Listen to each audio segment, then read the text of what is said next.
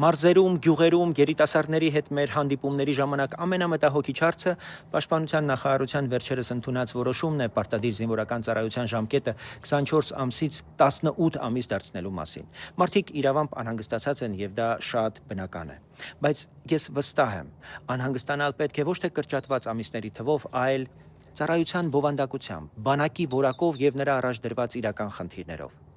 Ֆինլանդիան ունի 5.5 միլիոն բնակչություն։ Պարտադիր զինվորական ծառայությունը այդ երկրում մոտավորապես 8 ամիս է, բայց յուրաքանչյուր 3-6 ամիսը մեկ վճարովի զինվորական պատրաստության է կանչում իր պահեստազորին եւ սպառնալիքի դեպքում կարող է ոտքի հանել իր 900 հազարանոց բանակը։ Մինչդեռ ֆիննական բանակի մշտական անձնակազմը մոտ 24,000 զինծառայող է։ Ուժը սա է եւ Հայաստանը պետք է գնա հենց այս ճանապարհով։ 18 ամիս ինտենսիվ ժամանակակից ծառայություն, դրան հաջորդող պարտադիր վճարովի կանոնավոր հավաքներ պահեստազորի համար, պրոֆեսիոնալ եւ բարձր վարձատրվող սպաներ, անօթաչուների, արբանյակների հետախուզության ամբողջական ցանցի ներգրավմամբ։